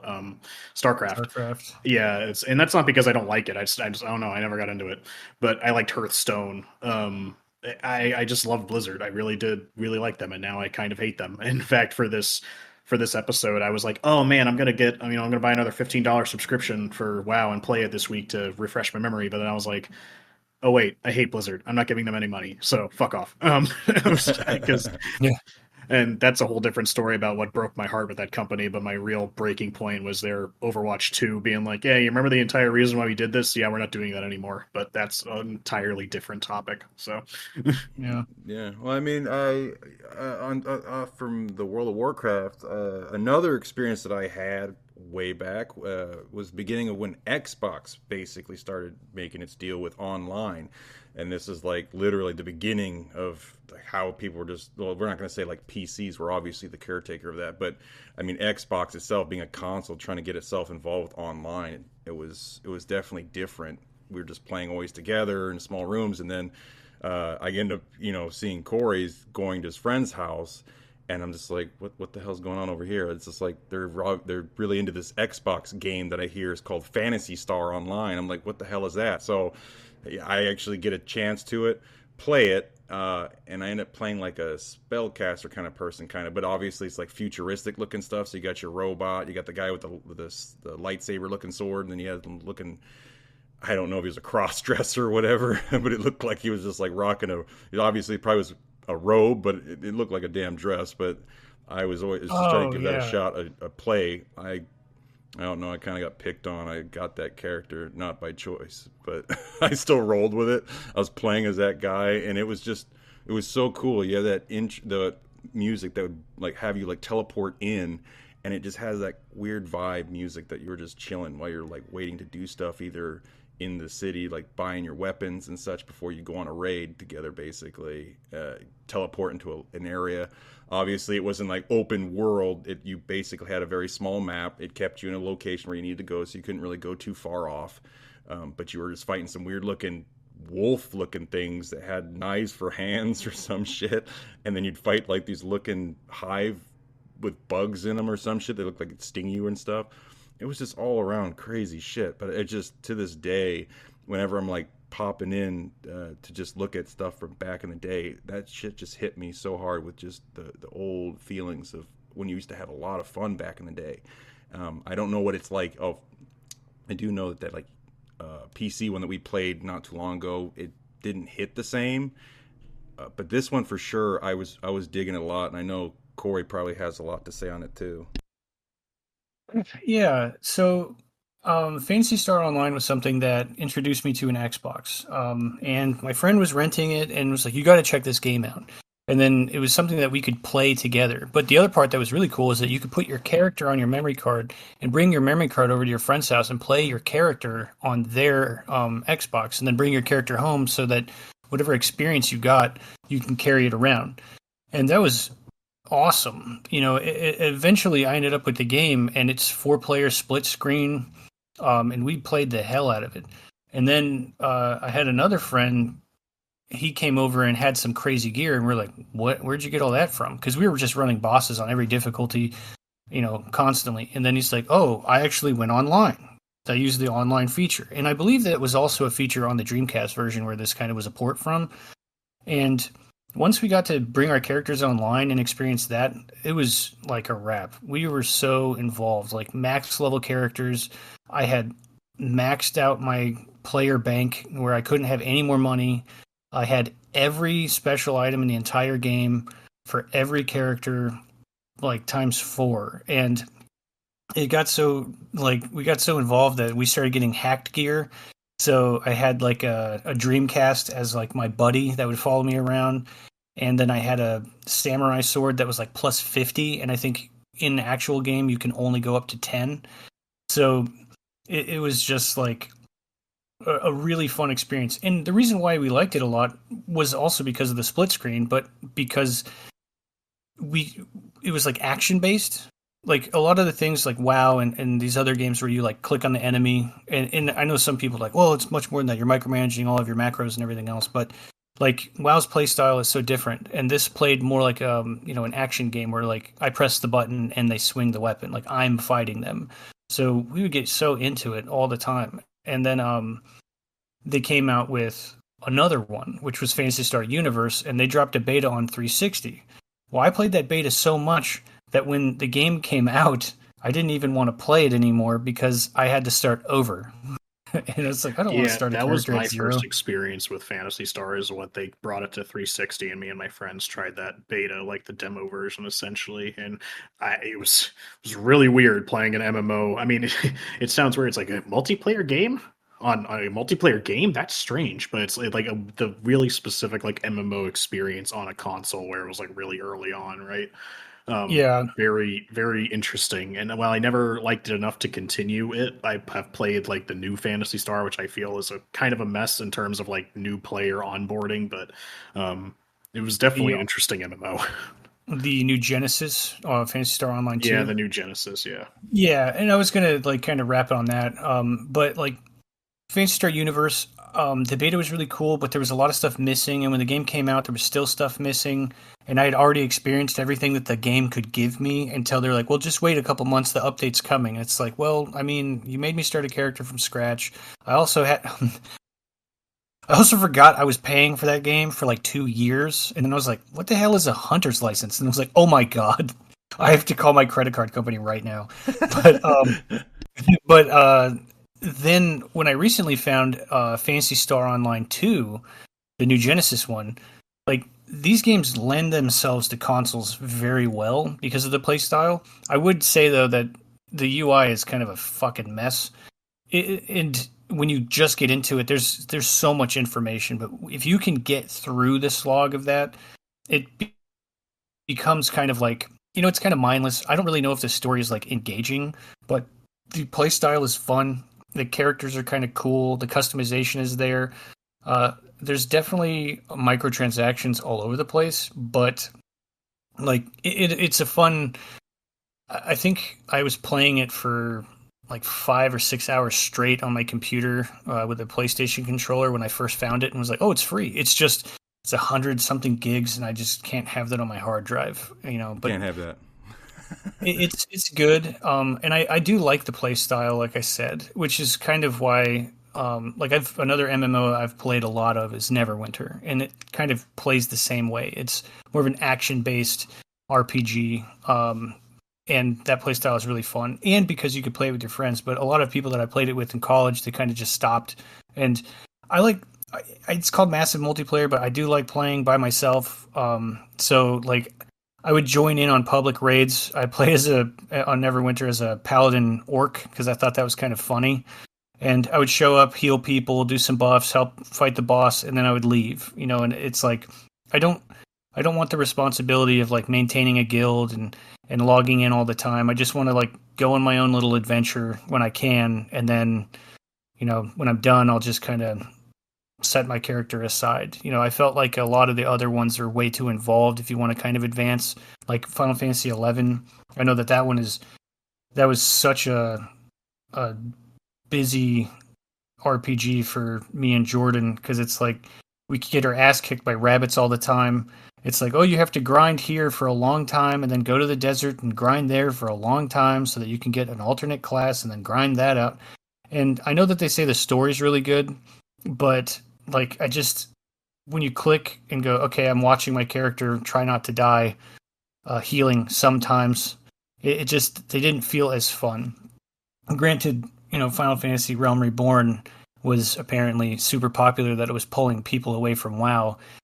Kind of unfair though, because WoW is kind of old and people are looking for new things. And I've seen a lot of MMOs come and go over the years, but you know, I enjoyed the world of Final Fantasy because I enjoyed that franchise in general. So that even though it has that same play style that's not action based like Phantasy Star or Neverwinter, I did enjoy playing Final Fantasy 11. I have not played 14, but I think I could get into it because of the visual style. Like the graphics and music alone will kind of carry a lot of it, and the story, of course. But when it comes to like MMOs, like, do you, Udon, you were saying that you preferred to play alone? Is that like a, like, do you feel like you're getting less of an experience because you're playing by yourself, or is it like the same? It's less of a preference because it's like I did have a couple friends that did log on. We would do dungeons together. I mainly had like one or two, so it'd just be us two. We form like a quarter of a dungeon group and get matched randomly with people on the dungeon finder. Mm-hmm. Hold on. Anyways, so yeah, we would get matched randomly on the dungeon finder, and it's like, it's not that I would go out of my way to play it. It's just like WoW had this just ability to cater to single player people like me that were just there to like experience the world essentially. um Hold on one second. No worries. Yeah, I get it on my side. What's just funny about the MMO sides of things is obviously a little bit off the topic, but the funniest experience that I had with the MMO was that Final Fantasy 11, and that was me basically trying to figure out what the hell Gil was. Like, what the hell is all this Gil shit that everybody's talking about? Because obviously there was different money stores that were going. And then I walk up to some dude with some decked out looking chocobo, and he's like level 75. Yeah, and I'm like, hey, dude, what is this Gil stuff? Can I get some Gil? And he's just like, looks at me for a second, and he just says, welcome to Final Fantasy, and just fucking walks off. I was like, this son of a bitch. I was like, he just fucking tripped me on with some fucking text. I was like, oh, you motherfucker. I was like, this is bullshit. You were shouting for Gil in front of the auction house. Oh, right. I was like, Gil, and Gil. Everybody's like, this guy's begging. And you're like, no. And you're just saying Gil, all caps. And then this guy walks up on a chocobo and gets off of it. And then sends you a message and just says, welcome to Final Fantasy. And I think he gave you like $1. I don't remember. I just, there was such a bitch to like just to get somewhere on there because it was obviously a brand new deal. Like that was like the whole beginning of everything. Still was getting used to how we were supposed to acquire money. Yeah, you're such a slog in the beginning. You get no cash. It's like, go do the quest. You're like, but I'm only making like $10. Everything's like the economy system is so I'm broke as a Joe. It's such an upward battle, But yeah, it's to go back what you were asking me though, it's like WoW had like this realm of like people being able to do their own thing. I didn't want to have to be the guy being like, you have to be online at 7 a.m. for the Molten Core raid tonight. It's like, I don't want to. I want to do what I want. Yeah. But there's so much to do as a single player in WoW, and I think that was a big strength of it because I feel like there was a lot of people like me that kind of felt like that just kind of played it single player. Like, again, I'm weird. I play MMOs mainly single player. I just kind of like randomly getting matched with people to do dungeons or to get like slightly better gear. And the few times I did do raids, I only did it in their raid finder, which everyone who's played WoW knows how much of a fucking joke that shit is. But I only did it because you could only experience some story moments in those raids, and I didn't give a shit about the gear. I just wanted to see the conclusion of the story in the raids, like fighting Garrosh and sieging Orgrimmar and stuff. And I felt like I said, it's a strength of that game that allowed me to do that. And memories that I have is like hard grinding to get this like like Shenron looking dragon mount during Mist of Pandaria that you had to do like daily login missions for, but you could slightly speed up your rep grind by finding these onyx eggs in this certain area that you could turn in, and I would just sit there and fly in circles for hours to find these fucking eggs so I could get my dragon mount. But I still remember it as like one of my more memorable gaming experiences while I had friends over. They're playing Halo and shit together, and I'm sitting here in the corner of my laptop just like flying in this fucking map in a circle looking for these stupid eggs to get my rep up just a little bit faster to get my dragon mount. But and unfortunately that kind of like WoW is kind of a double-edged sword because now I don't play it mainly because I don't really like Blizzard. I think WoW at the moment as like a game is kind of in a decent place. It's not great anymore, but it's not shit like it was in Shadowlands. Um but it kind of spoiled me for other MMOs because I view WoW as like the gold standard. Because the other MMO that I've played the most, I think, has been ESO, Elder Scrolls Online, which that game has a lot of problems. I don't hate that game, but that MMO is very messy. I don't understand where it has the same problem that I feel like New Genesis has, Phantasy Star. New player onboarding is incredibly like non-existent because they're just like you log in and they're just like, okay, here's 5 million pop-ups. We're not going to explain any of these systems to you, and we're just going to throw it all at you all at once. Go look at the wiki if you want to figure it out, asshole. And I was like, oh, cool. Where WoW is just like, here's your backpack, here's your tab for mounts, and that's about it. It's like everything else you can slowly figure out. There's not many things that I have to go looking for in WoW. Like WoW's UI is very user friendly. Whereas I get into ESO, I'm like, where the fuck is my mounts? It's like under your collections, under mounts, and under what specific race of mount it is, and it's like, oh my god, fucking where's this? I just want to press a button. Yeah. Like, whistle and whatever I have selected, pick me up. Yeah, and not to mention New Genesis and ESO are both free MMOs, and so well, I feel like ESO especially does give you a lot of content for free. You're buying every like little expansion pack. There's tons of microtransactions. I will say I didn't ever really feel pressured to buy any microtransactions, so that was nice. And ESO also had this really cool thing where everything is voice acted. Everything. Every single character, quest giver, everything has voice acting. Not the greatest voice acting in the world, but the fact that there's that much voice acting for an MMO. Like imagine every time you took a quest that you never read the quest description on in World of Warcraft or whatever, the character was like speaking everything in that little dialogue box. Like ESO does that, and I can respect them for that. That's pretty awesome. It's super cool. Like Final Fantasy, there's some voicing, but like in that tiny text box where the story's coming up, and you're like, God, I have to read so much in this one square. But also, the world chat is going through that same fucking box. Yeah, I know Final Fantasy 14's like the WoW's biggest contender right now, and it actually just came to Xbox fairly recently. I still haven't tried it because I'm not keen on making another account for another thing that I'm not going to use. But again, Final Fantasy also has that it's not free. It's like WoW has a subscription. Granted, I have heard that you can do a significant amount of the MMO for free before you have to actually like buy expansion or actual subscription time. But I'm on this weird spot where like I don't really care about Final Fantasy's world. It's very anime. That's probably the only thing that's drawing me to it. I like bunny women. That's cool.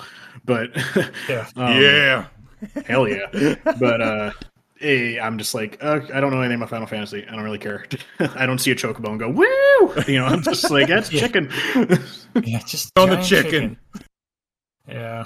Well, from my understanding, Edwin has a pretty interesting MMO to talk about. Yeah, literally every single game you guys talked about, I have never played live. Woo! I'm the child of this group. You're lucky. Tiny man. Take your life. Yeah. You're lucky in some ways, unlucky in others. How about that? Yep. Well, I mean, it was like I've seen like the WoW like trailers on TV and all that stuff, but my first on MMO that I've ever played was Wizard 101 because I've seen an equal amount of ads for that on TV. So it's like it was free. I was like, I might as well try it.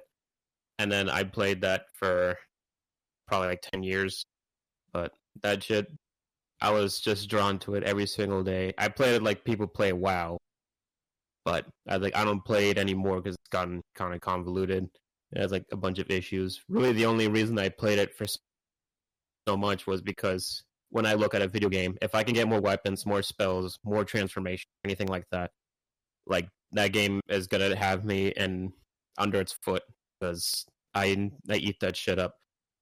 You even like Um, some of the MMOs, and from my understanding, Wizard 101 was kind of part of like this like wave of like MMOs that like didn't. I don't want to say. I mean, I know Wizard 101 probably did cater to more of a younger audience, but I kind of lump it in with like RuneScape and fuck, what was the other one? Just escaped my head.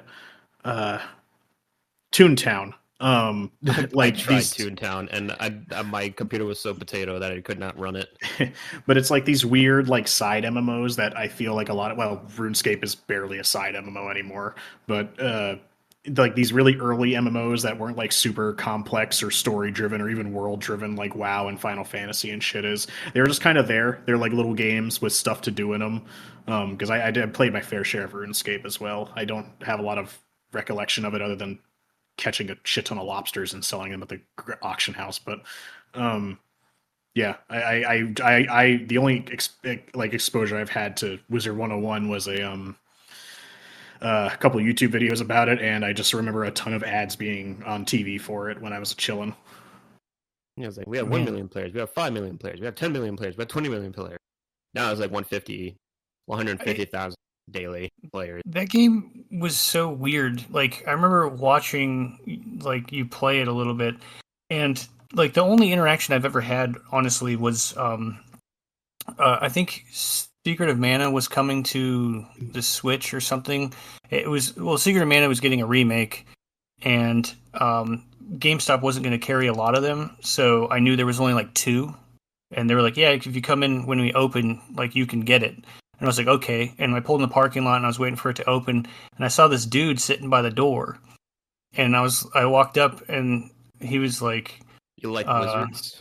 and he was like, "Oh, you here for it too?" And I was like, "Yeah." And I'm like, "Oh, thank God I got here. They only have 2 copies, and this guy was already here."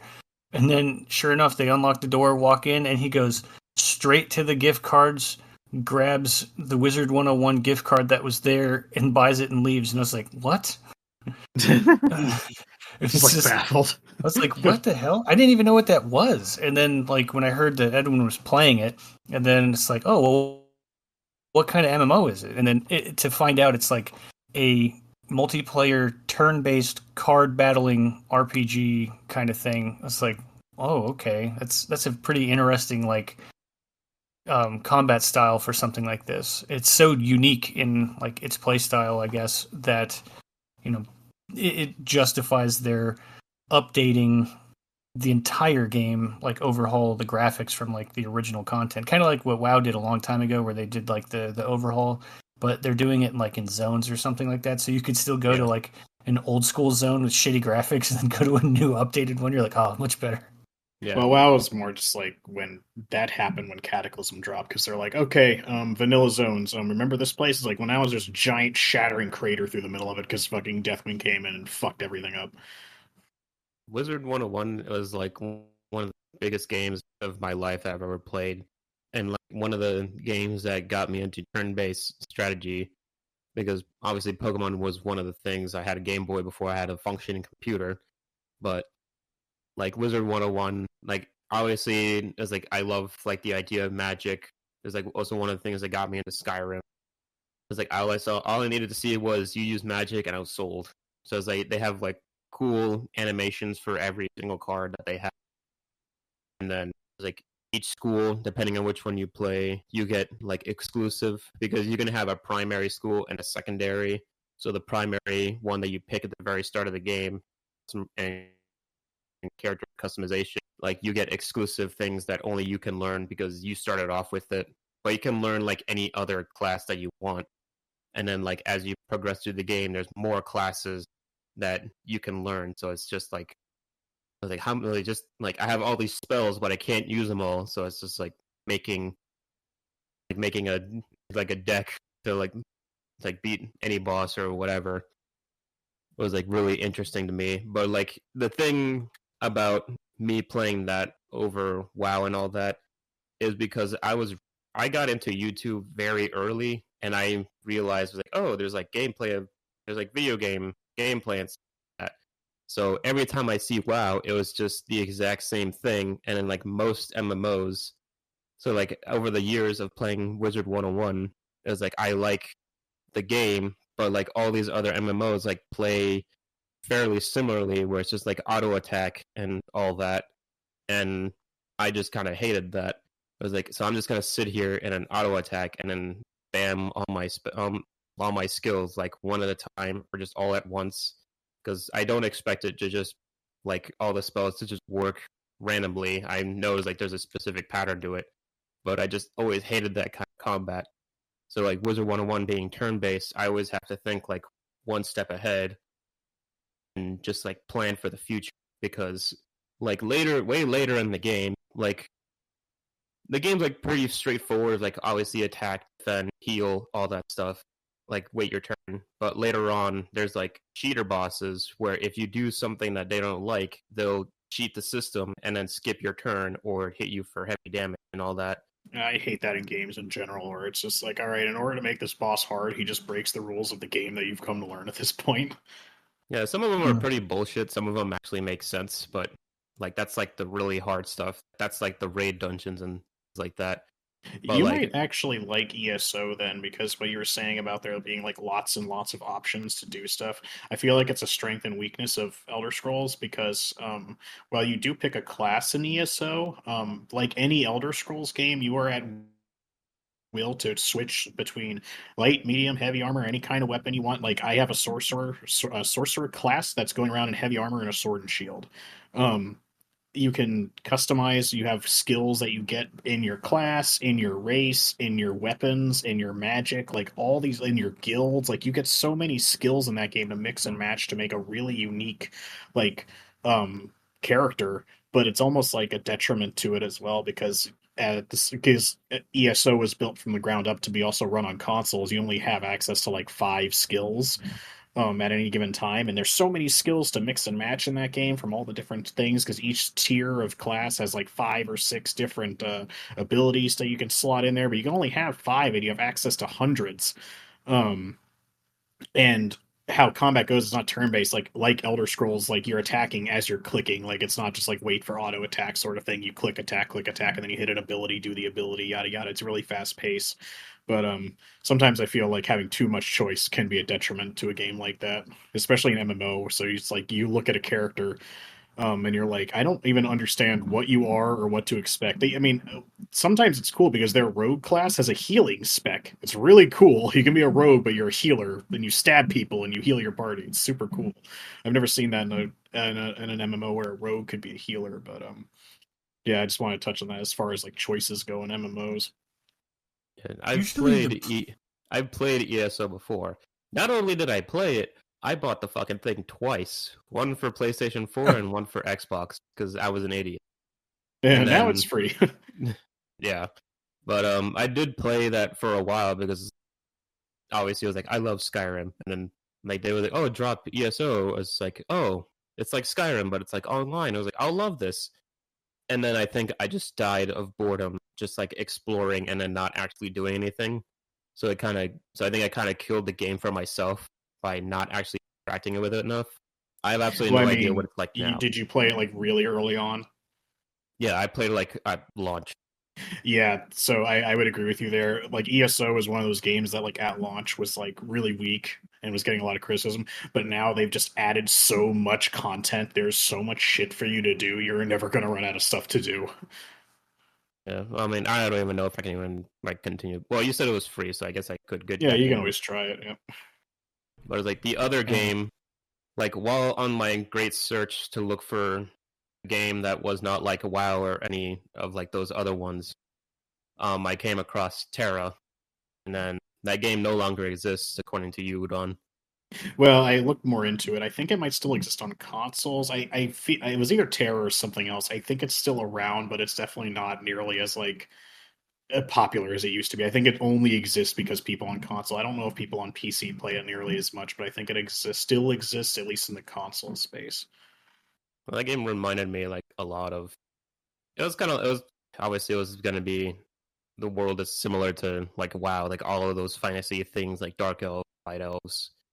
treat Yeah. people, all that stuff like that. But like the thing that stuck out to me the most was that it did have like Questionable race auto battle, designs. but it did have like auto battle and stuff like that. But that was more of an option, so you can like just rapidly click attack. Oh yeah, Terra But had a really cool action combat system. yeah, like if you want to dodge an attack, you would actually have to time it yourself. But one of the things that stuck out also was that there was one specific character, and it was the only character I played, and it was this giant anime gun character, where it's just like you have a giant ass gun, the size of like a guitar case, and then you just you pretty much turn the game into a shooter if you play that game. If you play that class, so like this is awesome. So it's like I would just shoot people from afar, similar to like an archer, but you just see explosions. You just have a bombardment of spells and stuff like that. It's like so it was just really cool to me. But I didn't play that game for too long because it did have like obviously it's like oh this game is just quest to quest and not really that much else. There were like a lot of places where it was just empty because it's like oh these enemies are in this specific area, so it's like you got to run over there if you want to see something. But it was just like it was a cool game, had cool like classes and all that. It did have like a tamer, so you can have like you can control like an enemy and just have it as your pet. So it could pretty much be almost any enemy. But it's like that game it was just too slow and too empty. So it's like it just kind of died off for me. I tried Terra a long time ago on the console, and well, I'm a huge weeb. I love my anime. I love my random anime bullshit.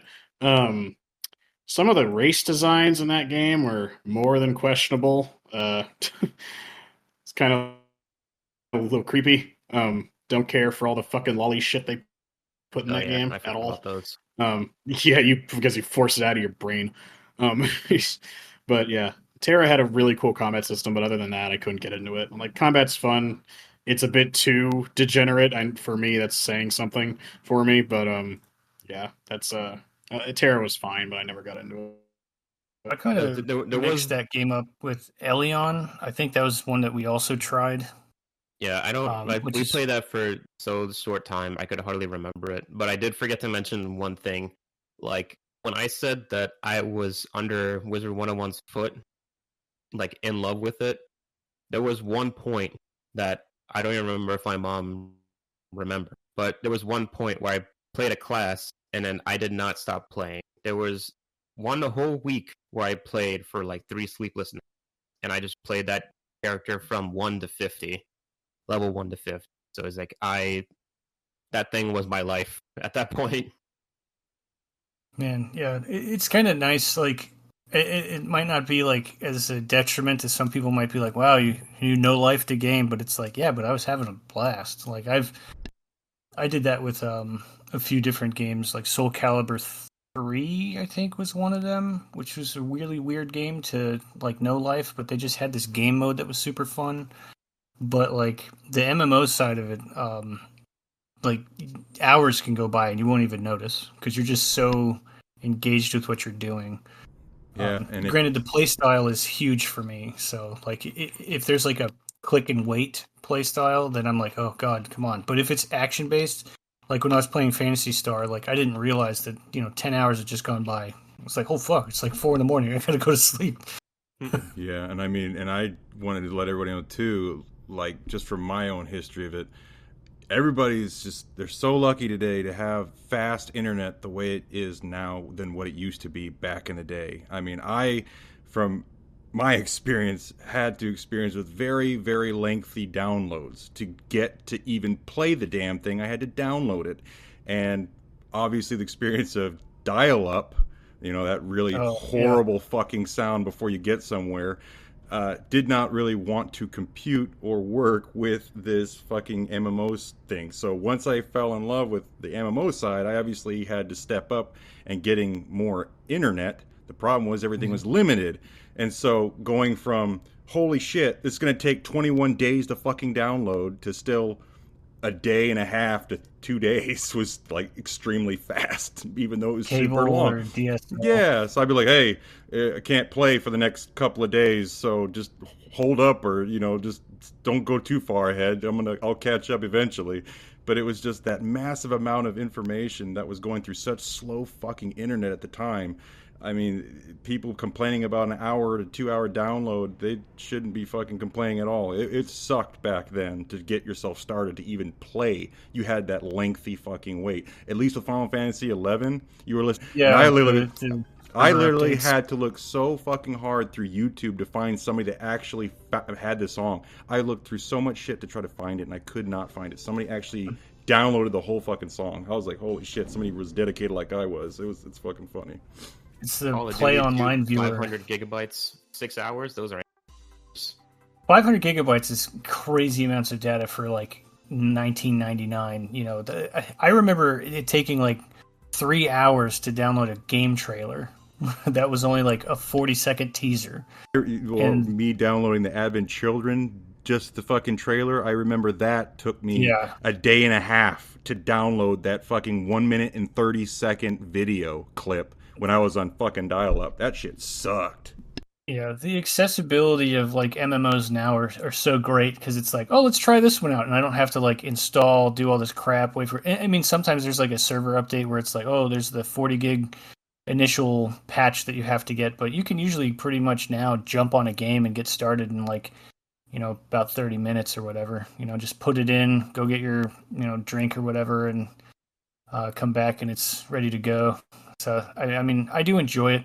I don't know, like I like playing a lot of games, and I know MMOs are meant to be played like forever, basically. So it's really hard for me to find something to like sit down and I'm going to play this game for, you know, ever. You know, and Phantasy Star was that game for me. And you know, it's funny too because I was saying like I like playing solo, and as much as I liked Final Fantasy 11, that game is designed around having to have a party. And I remember me and Jordan standing at outposts waiting for people that would join us, and they wouldn't join you if you didn't have a white mage. And so you're sitting there for like an hour just to play it. You're already in the game. You just can't even do anything unless somebody joins your stupid party, or you have a power leveler, which is kind of nice. But like, as much as I like playing the MMO, a massive multiplayer game by myself, I think the part that I like the most about Phantasy Star is that it's split screen and I could play it with my friends, which is such a weird, like, contradictory way to think about it, but it is what makes that game enjoyable to me. Yeah, I mean, just all around, MMOs have been a really big game changer for me. I mean, obviously, it's like something I kind of stayed away from for some time, but you know, it's been a lot of fun. I mean, it's been great. Hey, you guys want to jump into some trivia? Let's do it. Yep. All right, let's go ahead and get started. All right, so the first question I have for you guys is, what year was Final Fantasy XI released in North America? Was it A, 2004, B, 2003, or C, 2005? 2004. I'm gonna say 2004 because my friend had a beta test hard drive for PS2 and got to try it. So since it's on PS2, I would say 2004. I just said I don't give a fuck about Final Fantasy. I'll go with Corey. I'll go with 5. You guys, the answer was 2003. What? You've let me down. Yeah, It's your fault. Or Pokemon Diamond and Pearl. 2003, 2004 in Europe is when it was released. 2003. Well, that was kind of right. Yeah, my friend was from Europe. Yeah. Actually, hold on. You don't know him. He moved away. He went to a different school. Mate. No, so to say, World of Warcraft is played in approximately how many countries? Was it A, 106, B, 244, or C, 219?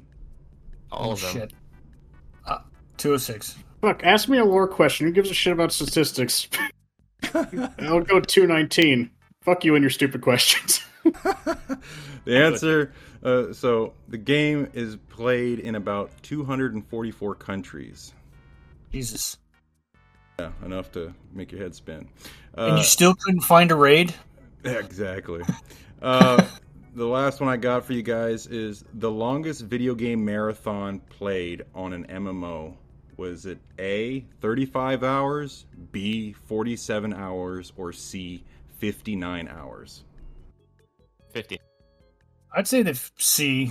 I mean, I feel like that's even not long enough. Yeah, the answer was, in fact, C, 59 hours. A gamer from Hungary conquered the title with the longest video game marathon played on an MMORPG, clocking in a staggering 59 hours and 20 minutes in World of Warcraft. Should have What's he timed doing? myself. He was mining Wizard for gold. 101. Yeah. He's just farming. He's gonna flip it on eBay or whatever people were doing with the gold markets. I just picture that fucking guy with the glasses in South Park just running through it, and they're trying to catch up to his ass.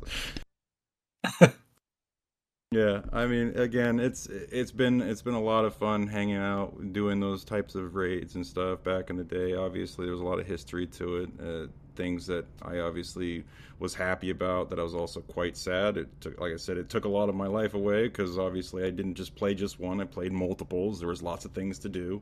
Very fun, but at the same time, kind of costly. But it was still better than that. It was still a good experience that I still loved. It was great. Had enjoyment. Well, it sounds like a lot of other people did.